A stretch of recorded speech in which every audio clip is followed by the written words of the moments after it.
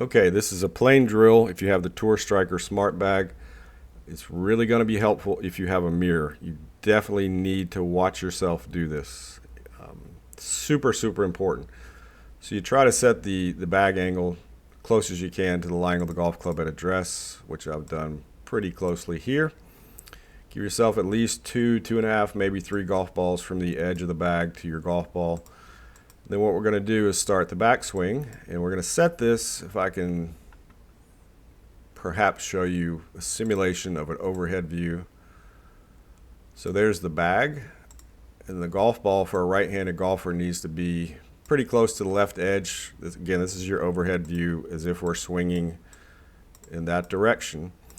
So you have a lot of opportunity to run into the bag if you go too much under the plane in your takeaway or coming back into the ball. Okay.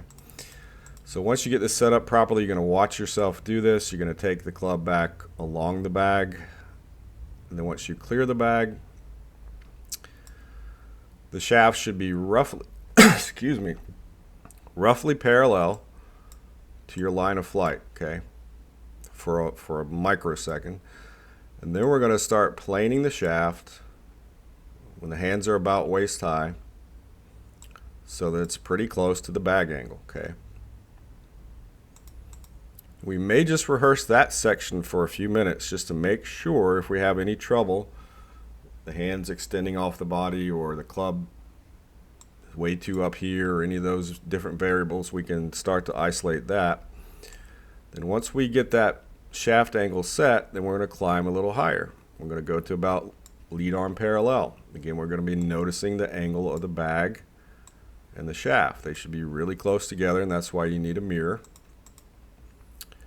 We're going to study that for a second, start to get the feels of that. Then we can go a little bit longer into the swing.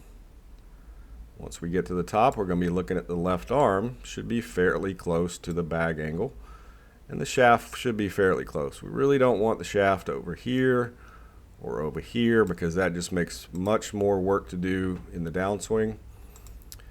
And then we're going to, in slow motion, watch the club come down and see if we can keep this angle pretty close to that bag angle. If it starts to drop too much here, then we're going to have big trouble at the bottom of the swing. But this will remind you, even though it's not way up here, it's going to start to give your brain a sensation of what's the easiest way to get this club to slide down this bag without running into it early.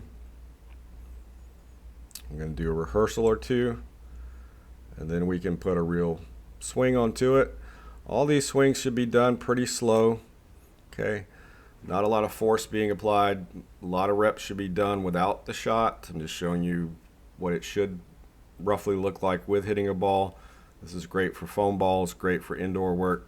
Once you've got your mirror set up in your bag, you can go through this and get a lot of good work done in a short amount of time, okay?